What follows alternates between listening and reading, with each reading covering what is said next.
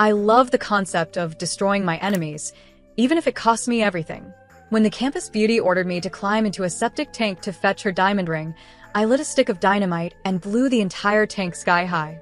When the spoiled heiress dragged me to the rooftop to threaten me, I grabbed her hand and jumped with her without a second thought. The fall killed me, but when I opened my eyes again, I had been dropped into a classic torment novel as the pitiful female lead. A mechanical voice explained my new mission. If I followed the original plot, let the male lead carve out my organs, waited for his guilt meter to fill, endured his repentance arc, and survived long enough, I would revive with a reward worth 100 million. The system whispered beside my ear in a slimy, mocking voice. Previous transmigrators tried to fight back. It said they twisted the script and the world erased them one after another. It advised me not to be stupid. It wanted to see me crumble. Instead, I smiled brightly and nodded. Why would I run away from such a perfect chance? Making people regret their choices happens to be my specialty. So when the male lead demanded that I hand over a kidney for his precious first love, I did not hesitate. I injected myself with HIV on the spot. After the surgery, Jason Sterling stormed into the recovery room. Emma Snow, are you out of your mind? Why did you hide that you had AIDS? I watched the glowing bar above his head spike straight to 40% and asked the system, who decided regret only comes from groveling. Is he not regretting the kidney request now? The system nearly burst a fuse. You are supposed to be the one suffering, not him. I ignored its tantrum and faced Jason with a soft expression. You never asked. If Sophie dislikes this kidney, I can give her the other one too. His eyes darkened. He slammed me onto the bed by the throat. You did this on purpose, he snarled. Where did you get infected? You betrayed me. Oddly enough, he seemed more furious about the idea of betrayal than the kidney itself. I let tears roll down my cheeks. Jason, how can you think that? I only got sick because I sold blood to pay for your treatment back then. How can you doubt me after everything I did for you? Mentioning that memory made him hesitate. In the novel, he lost his memories and nearly died. The impoverished heroine saved him at the cost of everything she had, being a drug test subject and selling blood just to keep him alive. His grip slowly loosened. Even so, he muttered, you should have told me. Sophie was already weak. Now she is infected because of you. You owe her an apology. I nodded. All right. I will go right now. He blinked, surprised. Before this, Sophie and I fought like sworn enemies. He expected me to scratch her face, not agree. Just make sure you understand your mistake, he warned and left. As soon as he walked out the door, the system shrieked like a deranged rodent inside my skull. It accused me of deviating from the script. How am I not following it? I said. I donated the kidney, Jason regretted it, and nothing in this world has struck me with lightning yet. The system froze, realizing I had not been punished even once.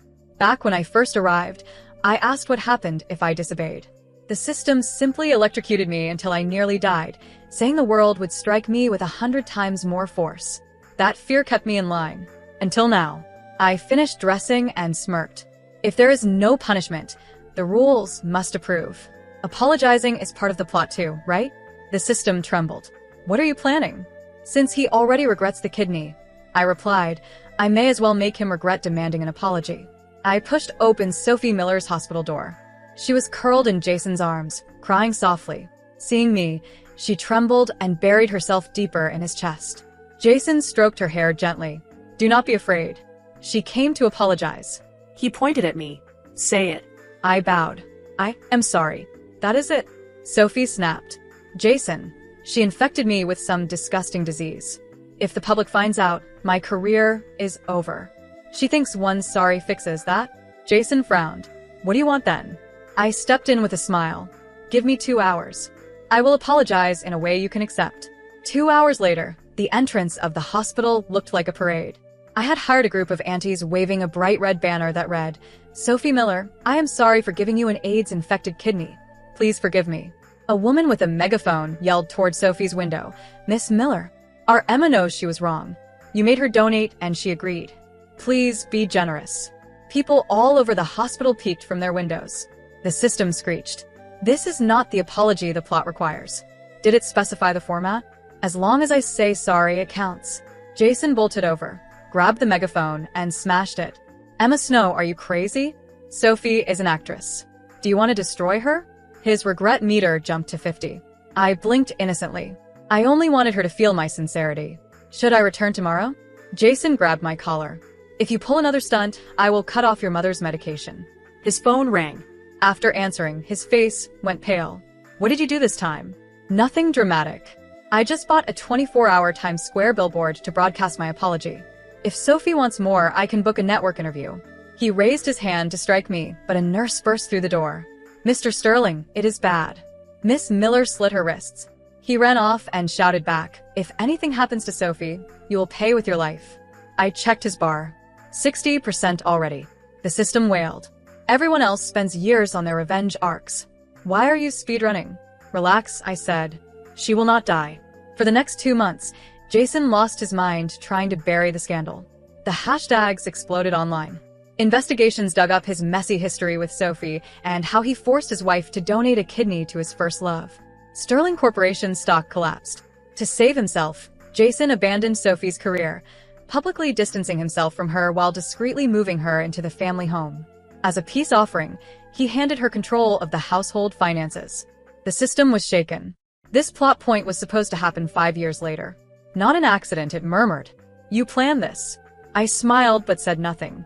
Once she had financial power, Sophie made her move. She downgraded my mother's hospital room. She took away my driver. She gave me $10 a day to live on. I accepted everything without complaint, even when she stopped my mother's medication. Fair enough, I told her. The system finally snapped. Have you become a different person? How can you put up with this? There is no hurry. You remember the story's major turning point. The system hesitated.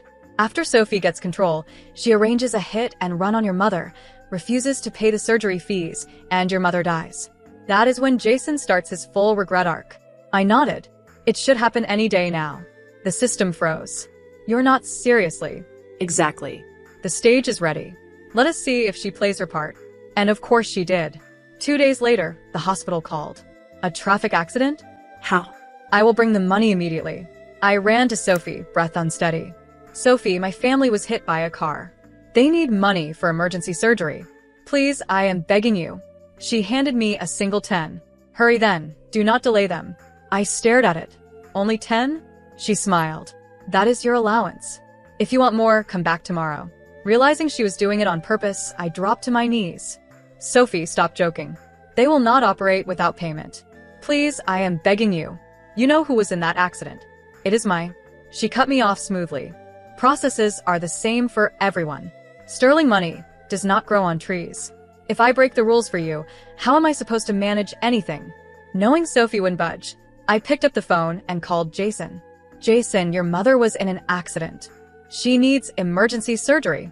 Sophie refuses to pay. Please, you have to help. There was a long pause, then Jason said for me to hand the phone to Sophie. I passed it over quickly. Her voice softened as she spoke. Jason, I'm not refusing help, but I've set rules here.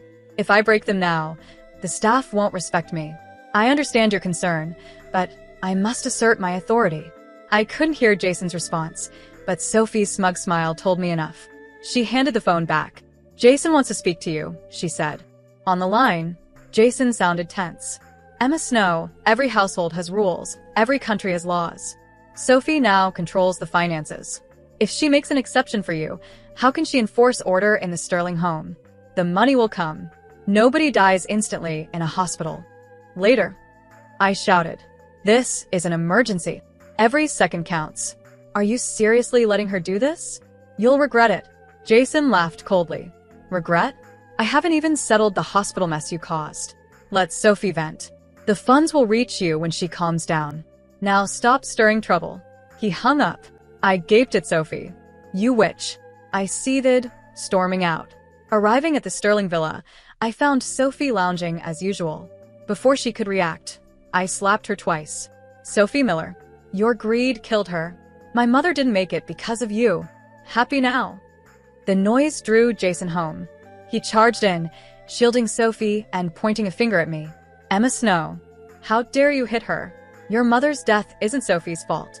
If anyone's responsible, it's the circumstances. We were about to send money, but she didn't survive. How is this Sophie's fault? Without thinking, I slapped him back. Jason Sterling, speak human. It wasn't my mother who died, it was yours. The regret meter above his head jumped violently from 60 to 85%. I blinked as it froze just short of 100. Damn. His mother dies and he only reaches 85%? Jason grabbed my throat. What nonsense are you saying? It's not nonsense. I cried. Your mother. She died. I called you countless times, begged for money. The hospital refused to operate. She was left in the hallway, unattended. That's why she died. No, impossible, Jason murmured, weakness and disbelief etched into his face. Sophie stood, pointing at me. Jason, don't believe this insane woman. She's lying, trying to make you feel guilty. Can it lie? I threw a paper at them. Your mother's death certificate. Jason Sterling. She's still at the morgue. Arrange her funeral, if you have any humanity left. Sophie's face paled.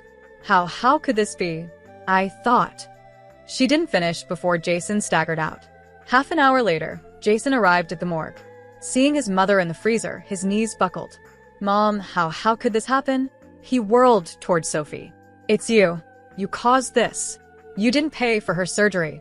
Sophie Miller, you'll answer for this. Before he could finish, his hands closed around her throat. Sophie's tears fell. You're right. I caused her death. If you want me dead, kill me. But why did Emma claim it was her family member?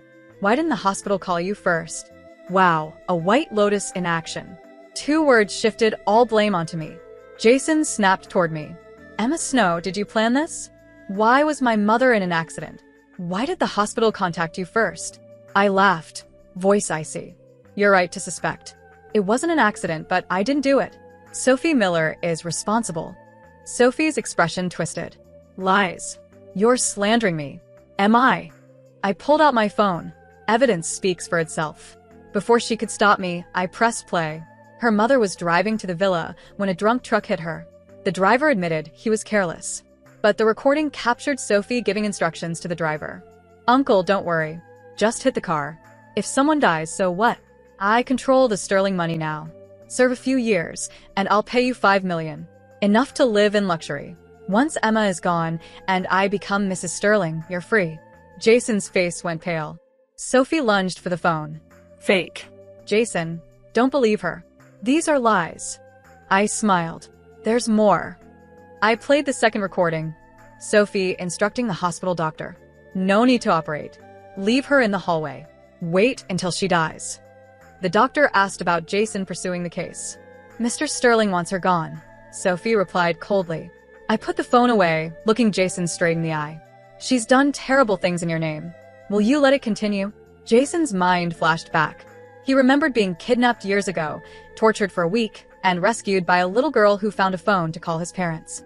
That girl wasn't Sophie. It was the original female lead. I revealed the truth. The girl who saved him was me. Sophie's schemes had manipulated everything afterward, causing death and suffering to the original female lead's family. Both looked shocked. Sophie screamed. You're lying. I saved him. I ran to find a phone. You're framing me. Jason blocked her, torn between us. Emma Snow, you say you saved me. Proof. I pulled out an old photograph and a cufflink from my bag. Evidence he had given me back then. Sophie couldn't respond, face draining of color. Jason examined the evidence, pupils narrowing. Enough, he barked, pulling out his phone. Take Sophie Miller to where she belongs. Deliver her and all evidence to the police. No. Jason, I admit I was wrong. Please, her voice faltered. The room fell silent except for us. Jason's regret meter climbed from 90 to 95%. I stared at him. His mother dead, Sophie's lies exposed, my role revealed. What else did he need to realize? The system was flabbergasted. This wasn't supposed to happen. Then Jason spoke. You're not Emma. My heart skipped, but I played dumb. Of course I'm Emma, I said. His gaze hardened. The real Emma would never act like this. She's kind, weak, uncalculating. Who are you? I didn't answer him. I had never imagined he would uncover the truth at such a decisive moment. Inside my head the system panicked, shouting that everything was ruined. But I laughed. Jason Sterling, you want the truth? Fine. I'm not the original Emma Snow. She's gone. You and Sophie drove her to her death. His expression shifted violently. You're lying. I stepped closer. You demanded her kidney, degraded her constantly, let her father die protecting you, ignored her sick mother, and kept chasing after a woman who pretended to save you. Emma Snow broke apart under it all. She died long before I showed up. I only stepped into her body to carry out her last wish. She wanted you to regret every choice you made. Jason stumbled back, hitting the wall behind him. No. Emma couldn't have. She loved you more deeply than you ever deserved. Even when you hurt her, she kept waiting for you to change. But you didn't. Even as she lay dying, you were still wrapped up with Sophie. I moved toward him slowly. Her final hope wasn't revenge. She just wanted you to feel real remorse. Even once. Jason collapsed to his knees. Tears streamed down his face. Emma, I'm sorry. I was wrong. Come back. Please. At that moment, the regret meter finally jumped. 96, 97, 98, 99, 100. Ding, mission complete. Regret reached maximum. Reward, $100 million, delivered. My whole body felt lighter. So that missing 5%, the last piece that refused to rise, had belonged to the real Emma Snow, not me. He had to mourn her. System, can I leave now? Yes, host, you succeeded brilliantly. I looked at Jason one last time. He was still kneeling, empty and broken. Jason Sterling, these are Emma Snow's final words. She said not to meet again. Not in this life or the next. My consciousness dissolved. When I opened my eyes, I was lying in a hospital bed. A nurse gasped in shock when she saw me awake. My phone pinged. The 100 million was real. The news headlines read, CEO Jason Sterling hospitalized under suspicion of mental collapse. He is said to repeatedly cry out to someone named Emma. I set the phone aside. That chapter of my life had ended. Whatever future Jason found, whether regret or redemption, no longer concerned me. With my money, I chose a fresh start. For the girl named Emma Snow, I wished only that in another lifetime, she met someone who actually cherished her. 3 years passed. With 100 million as my seed capital, I built a thriving investment firm. From time to time, I overheard updates about Jason Sterling. Apparently, he had donated his entire fortune to create foundations for organ patients, every branch carrying the same name, Emma Foundation. He never pursued a relationship again. And each year on Emma Snow's death day, he spent the entire day at her grave. Sometimes the system popped up. Host, interested in another mission? This one pays $1 billion. I shook my head. No. Experiencing one shattered life was enough. Even standing on the sidelines, it's too much. The system hesitated. There's something I never told you. The original Emma's soul never disappeared. She saw everything you did. She wanted me to pass along a message. I froze. What message? She said, thank you. For a long moment, I couldn't speak. And now, she's been reborn. She'll be loved in her next life. No more heartbreak. A gentle smile tugged at my lips. Good. That's what she deserves.